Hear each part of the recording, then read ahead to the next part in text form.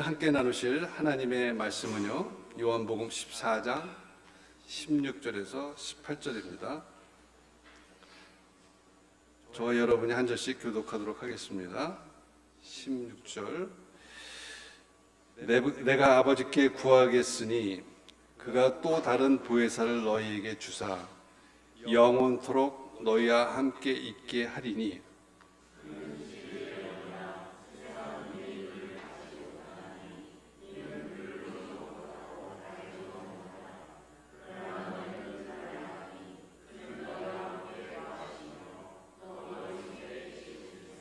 같이 합독하도록 하겠습니다.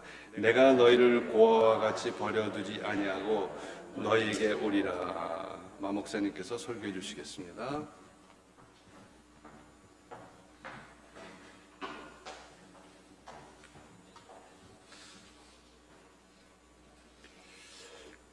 지난 주일 5월 24일이 성령강림 주일입니다.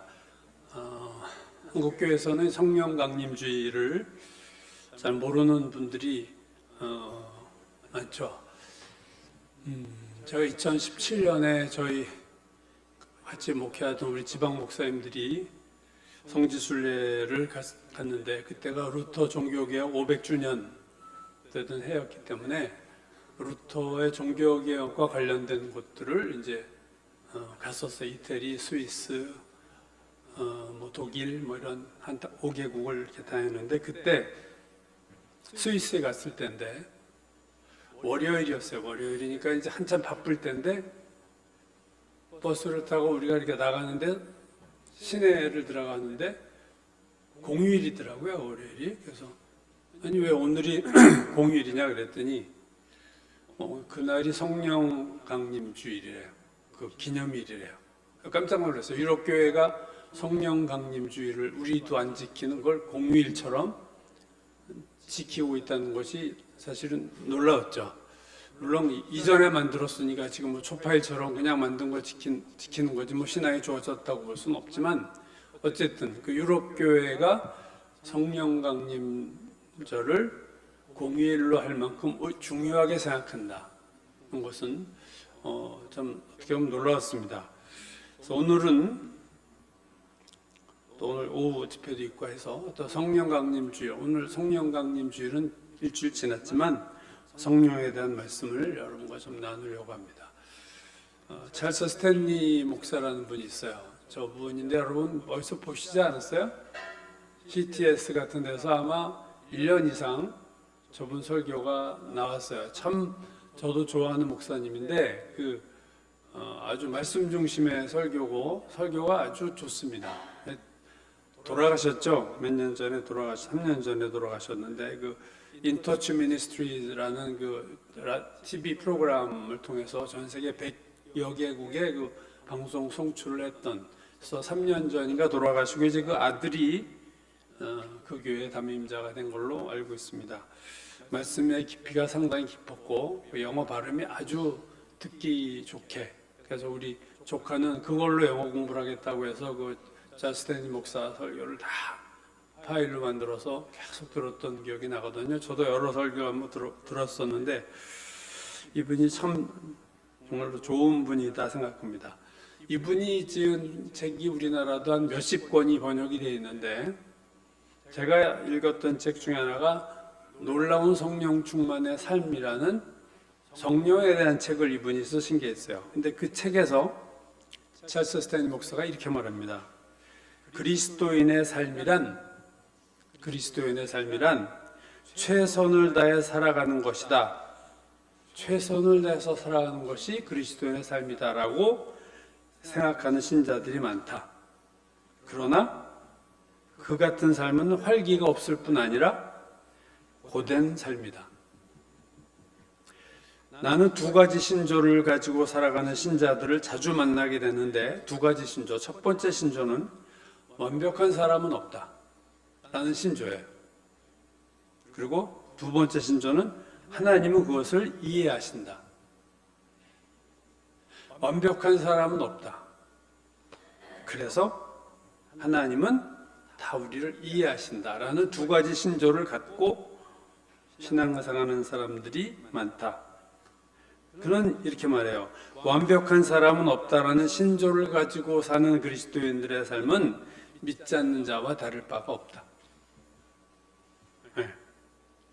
사업하는 방식도 세상 사람들과 다르지 않고, 아이를 키우는 방법과 목적도 세상 사람들과 다르지 않고, 이혼율도 믿지 않는 자와 믿는 자의 차이가 나지 않고, 혼전 순결에 대한 생각도 믿지 않는 자와 전혀 차이가 나지 않는다. 왜? 완벽하지 않다고 생각하고 사니까 어떤 경계선 방어선이 무너진 거예요. 사실은 스스로 무너뜨린 거죠. 그래서 이 완벽한 사람은 없다. 그리고 하나님 그것을 이해하신다. 라고 이제 믿고 살아간 사람들에 대해서 그들은 그냥 완벽하지 않지만 우리가 그냥 최선을 다할 뿐이야. 근데 이게 정말 하나님이 원하시는 그리스도인의 삶일까 하는 거죠. 오늘 요한복음 14장 본문 말씀은요. 이 본문 말씀의 배경은 마가다락방이었고요. 시간은 최후의 만찬이었습니다. 마지막 만찬 시간이었고 마가다락방이었고 6월절 저녁 식사 시간이었어요. 이때 무슨 일이 있었고 무슨 대화가 오갔는가에 대해서는 그 앞장인 요한복음 13장을 보시면 제자들의 발을 씻겨주셨고 너희 중에 하나가 나를 팔 거다 라는 참 괴로운 말을 예수께서 하셨고 너희가 또 다 나를 버리고 떠날 거다 이 말씀까지 하셨기 때문에 아주 분위기가 깔아앉은 분위기고요. 또 베드로에게는 네가 다 굴기 전에 3번 나를 부인할 거다라는 말까지 했기 때문에 이미 어떻게 보면 초토화됐어요. 제자들은 쫙 깔아앉았죠. 숙연한 마음, 슬픈 마음. 그러한 상황에서 예수께서 오늘 본문 말씀을 얘기하신 거다 하는 거죠. 무슨 말씀이냐면 내가 너희를 떠나겠지만 그 대신 성령을 보내시겠다. 그래서 오늘 본문을 다시 한번 보면 내가 아버지께 구하겠으니 그가 또 다른 보혜사를 너희에게 주사.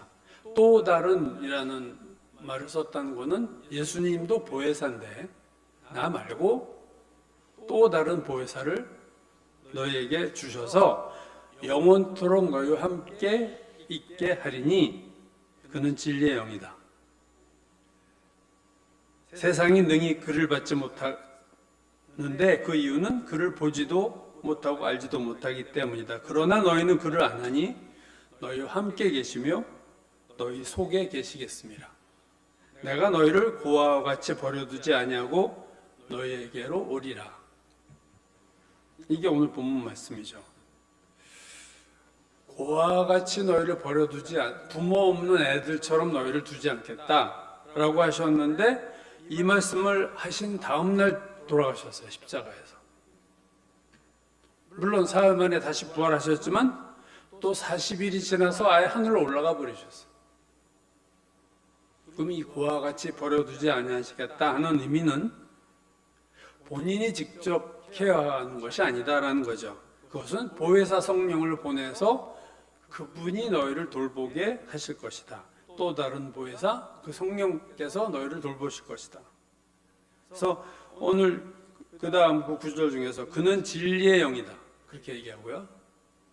세상은 능히 그를 받지 못하나니 이는 그를 보지도 못하고 알지도 못함이라. 그러나 너희는 그를 아나니 그는 너희와 함께 거하시고 너희 속에 거하신다. 자, 성령은 우리와 함께 있고 우리 안에 계신다.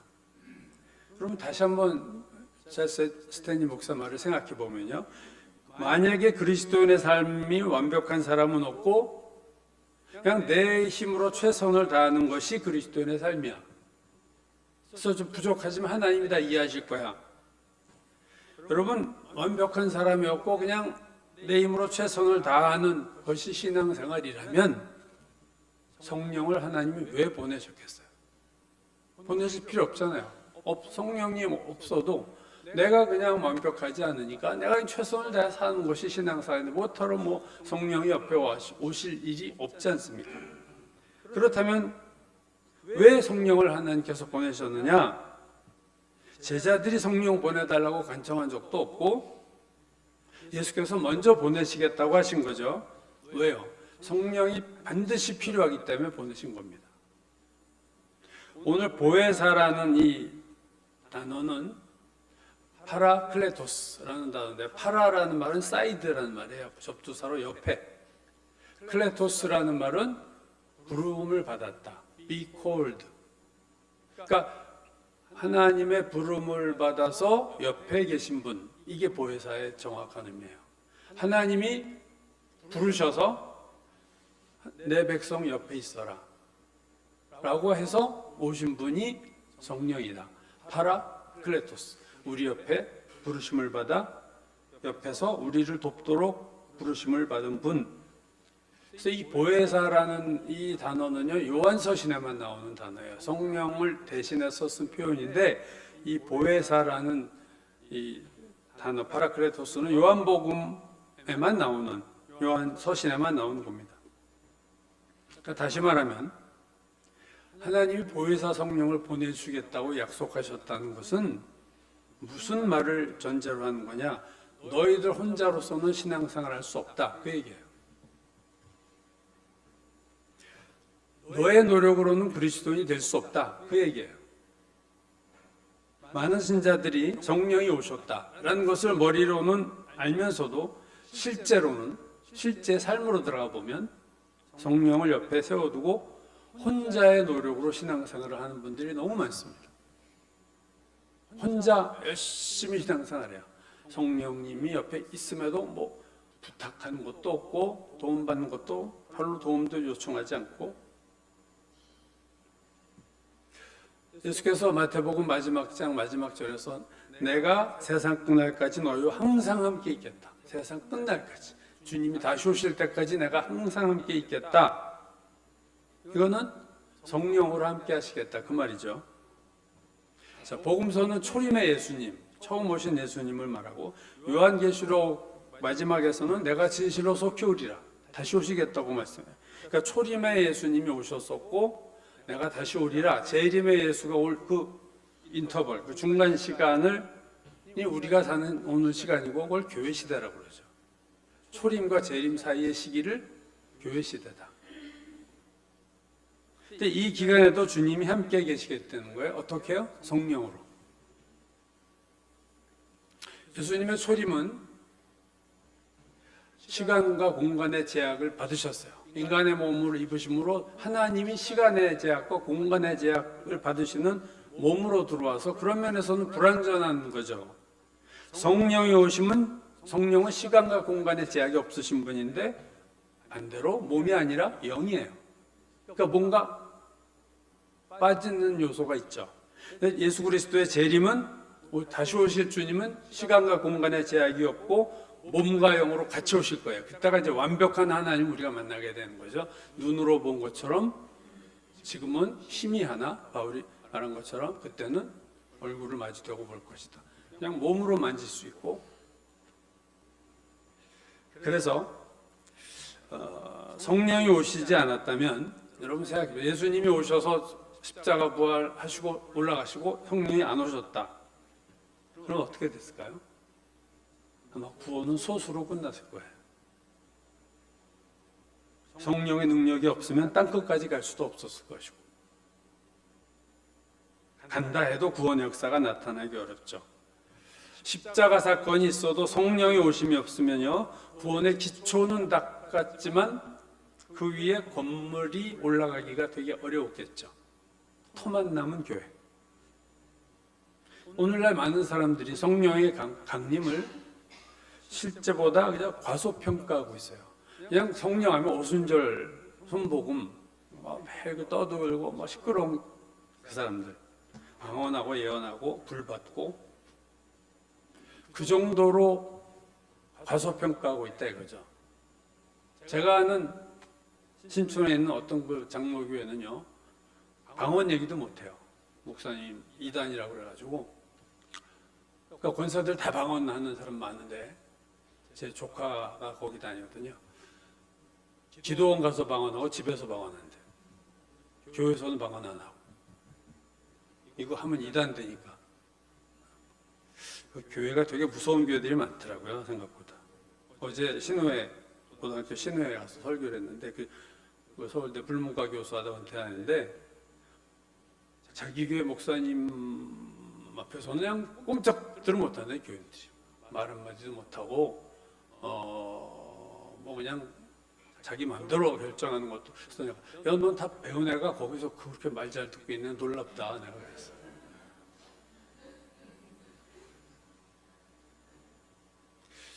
네. 성령의 오심이 없었으면요, 십자가와 부활이 있어도 성령의 오심이 없으면요, 기독교는 아마 유대교 수준으로 끝났을 거예요. 유대인들에게만 그 시대에만 존재했을 어떤 섹트, 분파로 끝났겠죠. 이렇게 전 세계적으로 기독교가 된 것은요, 성령의 역사입니다. 성령 때문에 이루어진 거예요. 성령이 없었다면 보나마나 뻔한 거죠, 교회가. 그러니까 성령의 유익은 하나님이 동시에 모든 사람과 함께 있을 수 있는 거예요. 이건 예수님은 하실 수 없었던 거예요. 인간의 몸으로 오셨기 때문에. 동시적으로 예수님이 한국에도 이스라엘에도 있을 수 없었지만 성령은 동시에, 그게 몇천, 몇만, 몇십억이 돼도 동시에 하나님이 그들에게 갈 수 있는 것이 바로 성령입니다. 만약에 예수님이 부활하신 후 올라가지 않고 계속 이 땅에서 사셨더라면 여러분, 예수님 만나려고 우리는 이스라엘 가야 돼요. 비행기 타고. 아니면 예수님 전 세계 순회하셔야 될 거예요. 오늘은 이번에 미국 갔다, 이번에 한국 갔다, 섭섭하지 않게 분배해가지고 정신없이 돌아다니셔야 될 거예요. 아니면 TV로나 예수님 볼까? 제 친구, 우리 임 목사님하고 친했던 그 신대원 동기 전도사가 혈액암으로 죽었는데, 전도사다 죽었죠. 일찍 죽었어요. 애기도 하나 있을 때. 너무 몸이 힘드니까 우리나라에서 제일 큰 교회 목사님에게 안수받으러 이제 하는데 이게 6개월 후에 돼요. 안수가. 유명 병원 의사, 뭐 저리 가라. 6개월 후에 안수받. 거기도 똑같아, 병원. 아는 사람 통해서 좀 일찍 받아서 한 열흘 후에 받게 됐어요. 기적이 일어났죠. 아마 열흘 후에. 그때 그 기도 받는 얘기를 해주는데 너무 웃겼어요. 딱 가니까 그 비서들이 아무 얘기도 하지 마라, 당신들. 줄 서 있어, 이제. 안수 받을 사람들이 줄 서서 들어갔는데 아무 소리 하지 말고 종이 하나, 이렇게 피켓 하나 주니 자기 아픈 데 이름 써. 아픈 걸 쓰라는 거야, 어디가 아프다고. 그리고 그냥 가만히 있으라는 거야. 그래서 그러고 가만히 있으니까 그 위대하신 목사님이 나오셔가지고 툭툭툭 치우고 10초.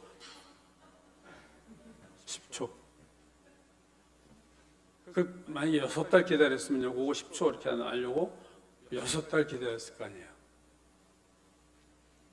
그리고 그 친구는 뭐 낫지 않았으니까 죽은 거죠. 그 식으로 예수님 만나야 될 거야, 우리가. 10초. 예수님 안수 받으려고 10초. 한 5년 예약, 5년 후에 받는 거. 뭐 이렇게 6개월 정도에서 예수님 안수 한번 받으려면 5년, 10년 후에 받는다. 이루고 신앙생활했을 거예요.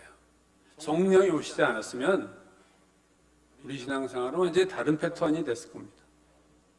성령을 보내신 이유는 뭐 방언하게 하시려고, 예언하게 하시려고가 아니라 혼자서 신앙생활하지 못하니까 그들을 도와서 하나님의 자녀답게 살 수 있는 능력과 지혜를 주시기 위해서 오신 것이다, 그거죠.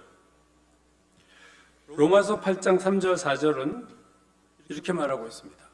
율법이 육신으로 말미암아 연약하여 할 수 없는 그것을 하나님은 하시나니 곧 죄로 말미암아 자기 아들을 죄 있는 육신의 모양으로 보내어 육신의 죄를 정하사 육신을 따르지 않고, 4절이요, 육신을 따르지 않고 그 영을 따라 행하는 우리에게 율법의 요구가 이루어지게 하려 하심이라. 놀라운 말씀이에요. 4절은 율법이 우리에게 요구하는 게 있어요. 너 이거 해야 돼 라는 요구가 있어. 너 이거 하면 안 돼 라는 게 율법의 요구인데, 그거를 이루어지게 할 수 있는 능력이 우리에게 가능한데, 어떻게 가능하냐?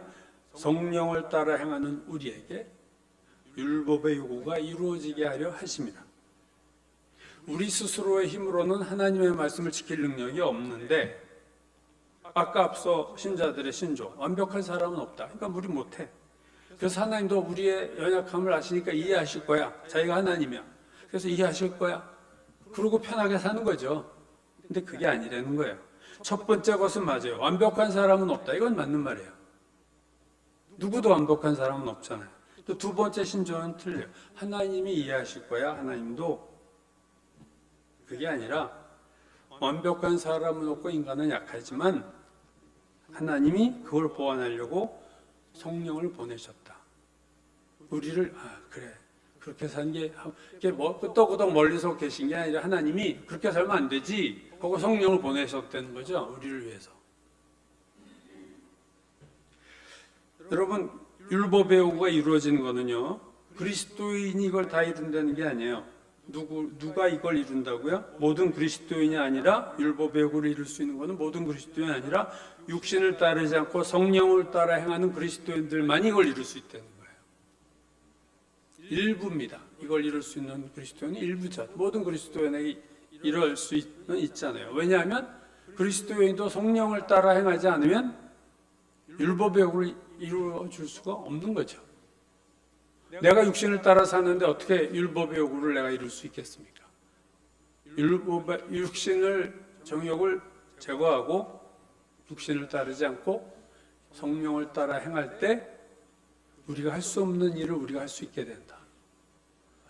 우린 뭐 안 돼. 이런 게 아니라 놀라운 하나님의 능력 역사가 말씀을 지킬 수 있는 능력이 우리에게 나타난다. 많은 그리스도인들이 혼자 힘으로 하나님 뜻대로 살려고 애를 쓰다가 실패한 후에 탄식해요. 마음은 원이라도 육신이 약하구나. 도튼 도사 같은 말을 이게 툭 내뱉는데 그건 틀렸다는 거죠. 말씀대로 살지 못하는 이유는 육신이 약해서라기보다는 우리가 성령의 도움을 받지 않기 때문에 그런 겁니다. 즉 성령께 도움을 구하지 않고 내 힘으로 살기 때문에 뭐가 안 되는 거예요. 우리의 근본적인 문제는 우리의 진짜 문제는 우리의 연약함이 아니라 우리의 근본적인 문제는 연약한 우리가 주제 파악을 못하고 성령의 도움 없이 혼자 사는 거예요. 그게 정말 심각한 근본적인 문제예요. 성령의 도움 없이 내가 말씀 지키고 살 거야 이러는 무리수를 두는 그것이 우리의 근본적인 문제라는 거죠. 지난번에 제가 말씀드릴 때 12제자를 선택하신 이유가 그들로 예수님과 함께 있게 하려 하십니다. 그래서 3년을 함께 있으면서 교회사 이래로 최고의 제자들을 만들어내셨죠. 12명의 제자들을 만들어내셨습니다. 예수님과 먹고 자고 생활했고 직접 제자 훈련을 예수님으로부터 받았고 3년 동안 받았고 예수님의 수많은 성경에 나타나지 않은 설교까지 다 듣고 성경에 나타나지 않은 수많은 치유와 기적을 다 봤어요. 옆에서 소교인을 두고 앉은 매가 일어나고 죽은 자 나사로까지 살리는 걸 봤어요. 눈으로 봤어요. 여러분 이 봤다는 건 놀라운 겁니다. 신앙에 아주 결정적인 영향을 줄 때가 많아요. 어떤 기적을 체험하면 귀신 쫓아낸 능력도 받았어요. 귀신도 쫓아봤어요. 그러니까 12제자는 예수님의 12제자는 교회 역사 전체를 통해서 최고의 제자 훈련을 받은 최정의 부대입니다. 자 이제 이 정도 3년 받았으면 퍼펙트한 제자 아니에요? 근데도 예수님은 부활하신 후 승천하시기 전에 제자들에게 이렇게 말했어요. 누가복음 24장 49절 보시면 볼지어다 내가 내 아버지께서 약속하신 것을 너에게 보내리니 너희는 위로부터 능력으로 입혀질 때까지 이 성에 머물라 하시니라. 약속하신 것을 보내겠다. 이게 성령이죠. 위로부터 능력을 입혀질 때까지 성령이 내려오셔서 너희에게 능력을 입혀주실 텐데 그때까지는 이 성에 머물고 있고 아무것도 하지 마. 그 얘기예요. 같은 내용을 다룬 사도행전 1장 4절 5절 보시죠. 사도와 함께 모이사 그들에게 분부하여 이르시되 예루살렘을 떠나지 말고 딴 데 가지 마. 예루살렘 그대로 있어. 내게서 들은 바 아버지께서 약속하신 것을 기다려라. 예루살렘에서 기다려라. 요한은 물론 세례를 베풀었으나 너희는 몇 날이 못되어 성령으로 세례를 받으리라 하셨느니라.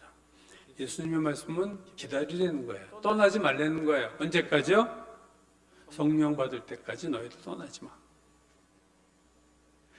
그토록 예수님 밑에서 3년 훈련받은 제자들이 그냥 나가서 전도하면 될 것 같은데, 우리와는 비교할 수 없는 퀄리티를 이미 확보한 열두 제자 아닙니까? 근데 너희들 나가면 안 돼. 기다려야 돼. 언제까지?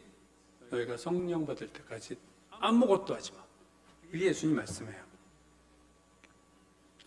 이 3년 동안 훈련받은 제자들에게 부족한 게 뭐가 있어요? 다 됐어요. 제자 훈련에 정말 이런 제자 훈련을 받은 사람은 없는데, 그러면 나가도 될 것 같은데, 제자 훈련 3년 받았는데 뭐 먹고 자고 하면서 일주일에 한 번 만나 스타디한 것도 아니라 그냥 먹고 자고 부대끼면서 3년 동안 놀라운 경험들을 다 했고, 자기가 실제로 실패해 보고 자기가 나가서 귀신도 쫓아봤고 실습까지 다 맞춘 이런 완벽한 제자 훈련을 한 제자들도 안 된다는 거예요, 여러분. 예수님 말씀.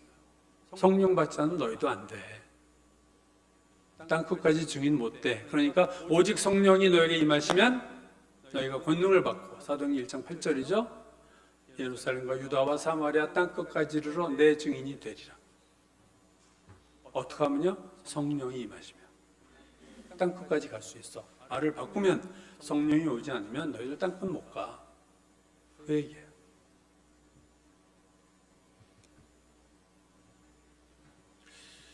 찰스 스탠리 목사 책을 보면요, 많은 그리스도인들이 보혜사 성령의 도움을 제대로 받지 못하는 데는 두 가지 이유가 있는데, 첫 번째는 성령 충만한 삶을 제대로 보여주지도 않고 가르치지도 못하는 목회자가 많기 때문이다. 그게 그분이 진단한 첫 번째. 목회자들이 성령을 인정 안 해. 그거 다 옛날에 있었던 일이야. 이렇게 어떤 교리죠. 어떤 신학 교리 중에 하는데 그런 교리를 띠는 거죠. 그러니까 그런 목회자들이 이런 말을 한다는 거예요. 최선을 다하십시오. 그러면 주님이 여러분의 부족함을 이해하십니다. 그러나 성령 충만한 목사들은 교인들의 마음을 편안하게 해주는 설교를 하지 않는다. 근데 그렇지 않은 목사는 편하게 해줘요. 부담 없이. 괜찮아. 그럴 수 있지. 다 우린 부족하고 우리 완벽하지 않잖아. 하나님 다 이해하세요. 이게 위로죠. 이 위로가 아무도 오면 안 되는 거예요. 현실에서는. 찰스 스탠리 목사가 주명한 두 번째 성령 인도함을 받지 못하는 이유, 신자들이 처음 그리스도를 영접했던 시기와 관련이 있는데, 처음 구원받고 구원의 감격이 있으면 흥분과 기쁨으로 막 열심히 교회를 한다는 거예요. 기도도 하고 성경도 열심히 공부도 배우고. 근데 그 문제는 찰스 스탠리 목사가 진단한 거예요. 그런데 문제는 그런 에너지, 초신자들이 막 첫사랑이죠. 막 열심히 하는 그 에너지, 열심의 소스가 성령이 아니라 자기 안에서 나오는 에너지라는 거예요. 네. 그래서 그들이 어느 정도 하다가 그 에너지는 고갈이 되잖아요. 자기에게서 나온 열심은 이제 소멸됩니다. 그러면 이제 또 시들시들해지는 거지. 잠깐 반짝하다. 만약에 그들에게 성령을 쫓아 사는 법을 가르쳐주는 사람이 없다면 그들은 앞으로도 계속해서 자기 힘을 의지해서 살아갈 것이다.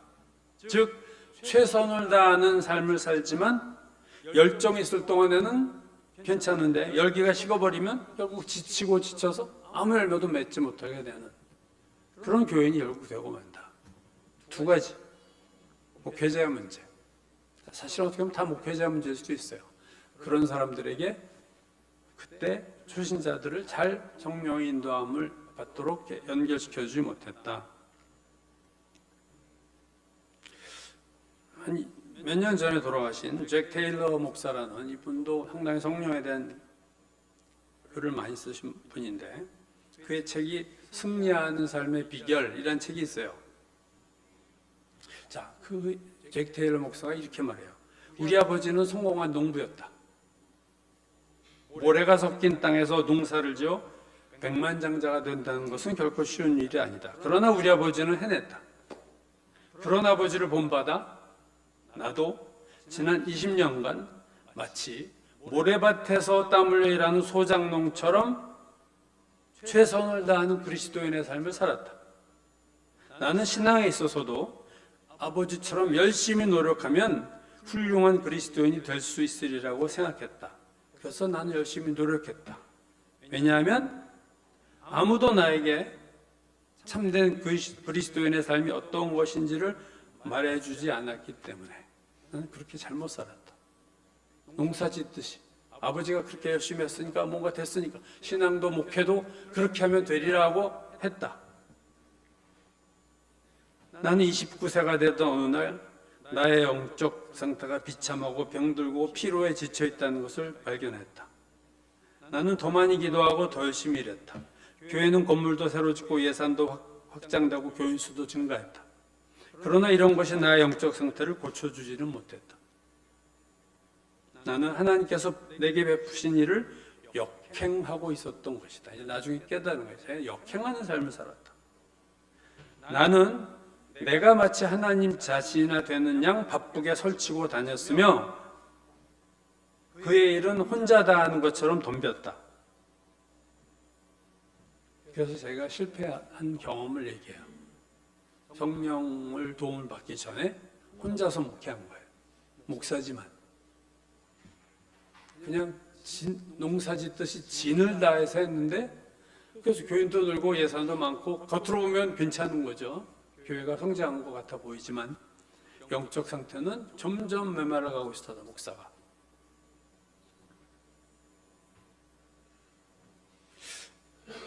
찰스 스탠리 목사도 성령에 대한 책을 후반부에 썼어요. 그의 전체 삶을 보면. 그래서 이런 얘기를 합니다. 나도 자기 얘기하는 거예요. 찰스 스탠리 목사가. 나는 옳은 일을 하는 데 힘썼고 최선을 다해 선한 삶을 살고자 했다. 옳은 일을 했고 최선을 다해 선한 삶을 살고자 했다. 그러나 그것은 마치 멀리 있는 왕을 섬기는 것과 같은 느낌이었다. 멀리 있는 왕을 섬기는 것과 같은 느낌. 하나님이 멀리 있는 왕이에요. 나에게 하나님은 저 멀리 어디엔가 계신 존재였으며 나와 하나님과의 관계는 따뜻함이나 친밀함이 없었다. 하나님 하면 따뜻함이 없어. 하나님 하면 친밀함이 없어. 멀리서 계신 전능하신 하나님, 무서운 분. 나의 숨겨진 죄에 대해서 회개하고 모든 방법을 동원해서 이 같은 나의 모습을 변화시키려고 노력했지만 변화는 없었다. 결국 나는 그래 찰스 완벽한 인간은 없어 라는 구차한 변명 뒤에 숨곤 했다. 예. 초반에 자기가 이제 바뀌기 전의 상태죠. 그래 완벽한 인간이 어디 있냐 찰스 뭐 잘했어. 자기 격려하고 자기 위로하고 또 넘어가는 거죠. 우리가 잘 아는 중국 선교의 아버지라고 부르는 허드슨 테일러. 그 어머니에게 보내는 편지에 이런 내용이 나와요. 슬프게도 이분도 허드슨 테일러 이게 초반 얘기예요. 이분도 바뀌죠. 슬프게도 주님을 따라가는 일이 너무 힘듭니다. 열심히 노력해 따라가 보면 주님은 어느새 저만치 앞서가 계십니다. 주님의 모습을 닮고자 하지만 그 일이 너무나 더디기만 합니다. 유혹이 밀려올 때면 말할 수 없이 괴롭습니다. 제게 이런 사악한 마음이 있었다는 사실을 전에는 미처 몰랐습니다. 그러나 저는 분명히 하나님을 사랑하며 그분의 일을 사랑합니다. 그리고 온 힘을 다해 그분을 섬기고 싶습니다. 그게 허드슨 테일러도 그러니까 영적으로 뛰어난 것이 된 사람들의 이 과정에는 항상 이런 게 있습니다.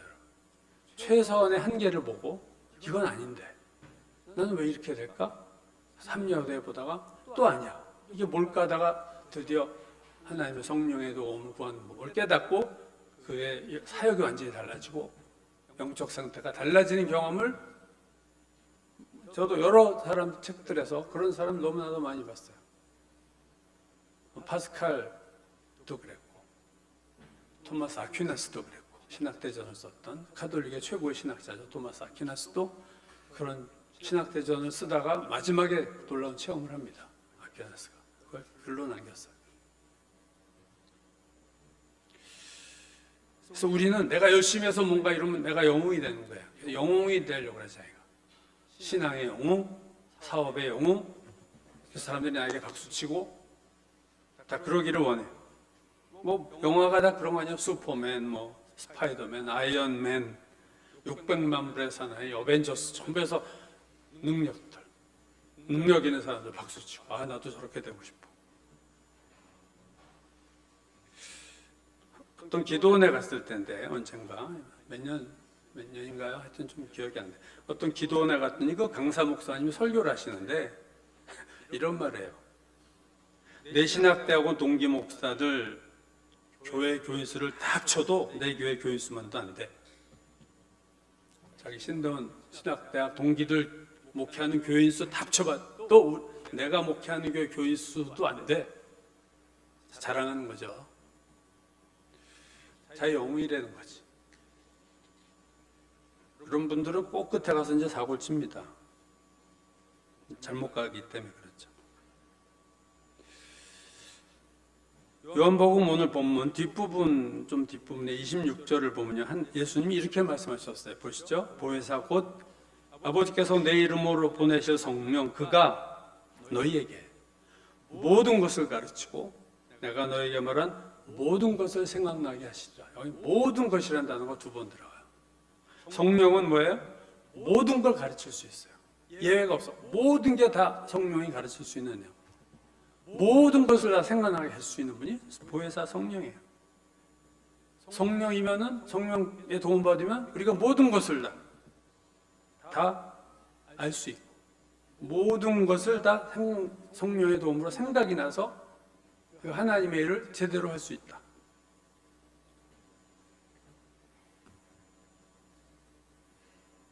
오늘 본문에서 예수께서 내가 너희를 고아와 같이 버려두지 아니하리라 하셨지만 실제로는 고아처럼 사는 신자들이 너무 많다는 거예요.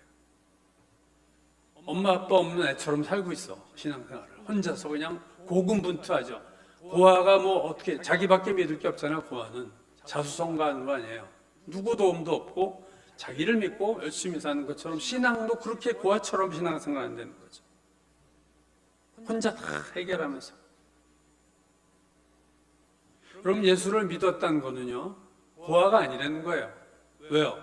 보혜사 성령이 구원받은 자들에게 성령께서 오셔서 내 우리 옆에 파라 옆에 있고 우리 안에 계세요. 이 보혜사라는 번역이 사실은 기가 막힌 번역이에요. 영어 성경 보면요 도우미 헬퍼 성령 보혜사를 그렇게 번역했어요. 헬퍼 또는 카운슬러 또는 위로자 컴포터. 그러니까 되게 심플한 번역을 했어요. 우리말 성경들 보면요 비슷해요. 협조자, 보호자. 근데 개역개정과 개역한글은요 보혜사, 보호해주고 은혜를 주고 가르칠 사자 아니에요. 우리에게 가르치시고 보호하시고 은혜를 주신다. 성령의 기능을 제일 다양하게 번역한 표현이 이 한자 뜻글자이기 때문에 더 그런 게 좋죠. 그래서 이 보혜사가 참 되게 성령님을 잘 표현한 저는 그 단어다 이렇게 생각을 합니다. 그러니까 성령님은 우리가 시험을 당하고 막 당황하고 이거 어떻게 해결해야 돼 할 때 우리를 도와줄 수 있는 분이에요. 우리 옆에서. 근데 우리가 인식을 안 하죠.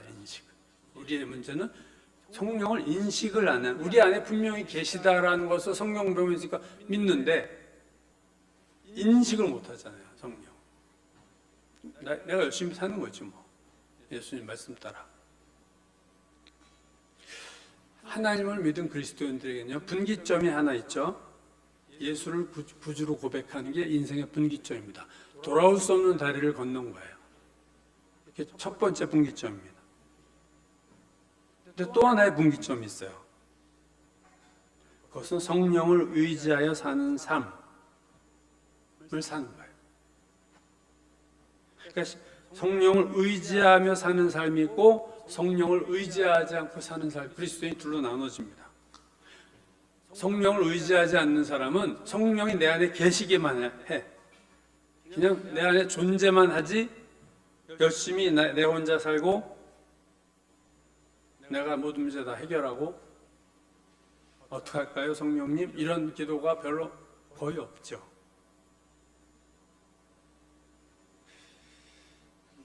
많은 신자들은 베드로가 네가 나를 3번 부인할 거야 했을 때 제가 전에도 말씀드렸듯이 내 자기 힘으로 예수를 따라가겠다고 그랬어요. 베드로가. 그죠? 다 주를 버릴지라도 나는 절대 그렇지 않습니다. 주님, 감옥에도 같이 갈 거고요. 나는 죽는 자리까지 갈 겁니다. 나는 자기 힘으로. 그건 신앙이 아니에요. 내 힘으로 예수를 따라가겠다. 그러다 실패했잖아요.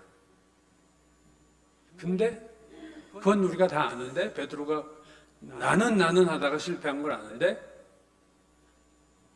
자기도 베드로처럼 살고 있다는 것은 몰라요. 나도 베드로처럼 지금 신앙생활 하면서 베드로가 왜 저럴까? 근데 자기도 그런데 자기가 그런 건 또 몰라. 예수님과 3년 동안 함께했던 12제자들이 오순절날 성령 받기 전에는 실패의 연속입니다. 그들이 변화되고 사도로서 정말로 능력 있는 자가 된 것은 오순절 이후거든요. 그전에는 뭐 부활한 예수 만나고 나서도 그냥 물고기 잡으러 다니잖아. 물고기 잡으러. 물고기나 잡자. 뭐 옛날 하던 게 이 짓인데 하고 베드로 물고기 잡다가 예수님 부활하신 주님이 숯불에 생선 구워두고 부르잖아요. 와라. 뭐 했어요? 물고기 잡고 있어요. 빈둥거리는 거지. 부활하신 예수를 봤는데도 그래. 십자가와 부활이 이미 경험이 된 제자들도 그냥 그러고 살고 있는 거예요. 그러다가 변화된 건 뭐예요? 성령 받은 후에 변화된 거예요. 여러분, 성령의 도움 없이 우리 절대로 신앙생활 못합니다. 근데 나를 제일 잘 도와줄 수 있는 보혜사 파라클레토스라는 분이 우리 안에 있잖아요. 지금 멀리 갈 필요가 없잖아요. 내 안에 있는데 이 어떻게 보면은 뒷방 노인처럼 성령을 그냥 안에만 계십시오 잊어버리고 혼자 다 하잖아요. 성령의 도움 없이 절대로 하나님을 기쁘시게 할 수 없고 하나님의 말씀을 성령의 도움 없이 지키고 살 수 없어요. 아니 뭐 성령 없이 바울이 얘기한 것처럼 성령이 아니고선 예수를 주시라 할 자가 아무도 없다. 구원받을 때도 성령 아니면 우리가 예수를 주라고 못하는 판에 구원 이유는 더한 거죠. 이게 성령의 역사는 구원할 때부터 시작돼서 구원 이후 우리 안에 계시면서 성령이 내가 예수 그리스도 영접할 때 내 안에 들어오시고 성령이 내 안에 들어오셔서 성령으로 인치시고 그때부터 우리와 영원토록 함께 계신 건데 이분에 대한 인식이 우리는 너무 없고 고아처럼 신앙생활한다. 특히 열심 있는 신자들이 초반에 자기 혼자 그렇게 하다가 어투슨 테일러도 그랬고 찰스 스탠리 목사도 그랬고 잭 테일러 목사도 그랬고 막 열심히 하다가 거기서 뭔가를 깨닫고 아 이게 아니네 신앙생활이 하고 그때부터 이제 성령과 함께 사역을 하는 법을 그때 이제 배워가면서 그들의 인생이 달라지고 사역이 달라지고 성령 충만을 경험하는 거죠. 여러분 성령님이 우리 안에 계시고 여러분 안에 제 안에 계시고 또 우리 옆에 계세요. 우리가 결정해야 돼요. 그분을 뒷방 노인처럼 계속 두게 할 것인가 아니면 내 인생의 가이더로 모든 일을 다 가르칠 수 있고 모든 일을 우리에게 설명할 수 있는 그분을 우리의 정말 카운슬러로 잡고 그분에게 상담을 하고 그분의 도움을 구하고 성령님의 도움을 구하는 기도를 하면서 그분의 도움을 받아 성령을 따라 살 것인가는 나의 결정입니다. 여러분의 결정이고 저의 결정이에요. 잘 가물가물해도 성령이 계신지도 모르는데 무색무취인데 성령은 이분하고 뭘 대화를 해도 하셔야 돼요. 하다가 뭔가 옵니다. 아 성령께서 이런 말씀을 하시는구나 지금. 그게 꼭 뭐 예언을 듣고가 아니라 기도를 하다가 고민하다가 하나님 어떻게 성령님 저 좀 도와주세요 하다 보면 어느 순간 아 그거네 주세요 말씀을 주실 그런 경험을 이제 하나하나 경험해 가는 거죠. 그러면 이제는 성령님의 마음을 느껴요. 저는 그런 경험을 한 적이 많은데 목사님들끼리 만나다가 이제 목사 얘기가 나오잖아요. 또 목사들이 만나면 누구의 뭐 교인 얘기 아니면 목사 얘기인데, 목사 얘기를 할 때 그래 이제 나도 맞장구를 치다가 그래 그 사람 뭐 이런 문제 있네 하는데 제 마음이 갑자기 서늘해져요. 그런 경험을 전 되게 많이 했어요. 하나님이 입 다물라는 얘기구나. 그다음부터 제가 얘기 안 해요. 싫어하신다는 걸 제가 똑같은 사인을 하도 많이 받다 보니까 이거 성령님이 싫어하시는구나. 가만히 있고 노코멘트를 하죠. 성령이 우리 안에 계셔서 안 보이고 느끼지 못하지만 간혹 이렇게 우리에게 나 여기 있어를 보여주실 때가 옵니다. 그건 더 기도할수록 그 횟수가 잦아지고 더 잦아지면 사도행전에 나오는 사도들처럼 성령이 가라사대 성령이 내시에게로 가라 뭐 이런 말까지 듣잖아요. 구체적인 그 수준으로 가는 길에 있는 거죠 우리가. 그러나 자꾸 성령님과 대화하고 교제하면서 뭔가 그렇구나 성령님의 이런 말씀 나에게 주신 것 같네 라는 이제 그 감각이 조금씩 살아나면서 성령을 따라가는 삶의 뭔가가 실제 삶에서 경험이 돼야 되는 거죠. 지금부터 열심히 노력하시면 저는 성령께서 우리 안에 그냥 조용히만 있으신 분이 아니고 되게 활동적인 외향적인 분이 성령이신데 나 때문에 조용히 계신 거예요. 내가 호를 안 하니까. 우리 옆에 계시라고 부름을 받아 우리 옆에 계신데 내가 부르질 않으니까 성령님은 자발적으로 하기를 원하니까 가만히 계시죠. 성령이 소멸해요. 어떤 사람은 성령이 충만한데 저는 성령이 소멸해요. 성령이 근심을 해요. 오늘 성령님 저를 일주일 지나서 오늘 보혜사를 우리에게 이미 주셨기에 우리 옆에서 우리를 위해서 지금도 간구하시는 중보자 예수 그리스도와 성령님이 계십니다. 우리를 가장 사랑하시는 분이 내 안에 계세요. 그분을 없는 듯 두지 마시고 자주 만나려고 애쓰시면 성령님도 우리에게 반응을 하시고 가장 좋은 길로 우리를 인도하실 줄로 믿습니다. 기도하겠습니다. 고마우신 하나님, 어리석은 저희를 용서하시고 믿음 없는 저희를 용서하시고 내 안에 계신 성령님 보혜사가 이미 우리 안에 있다는 것을 다시 인식하고 생각하고 정말로 내 안에 있는 그분이 명목적인 분이 아니고 내 삶의 주인이 되시고 인도자가 되시고 모든 것을 가르치시고 진리로 우리를 인도하시는 분인 것을 우리의 삶에서 경험하도록 우리를 축복하여 주옵소서. 예수님 이름 받들어 기도드렸습니다.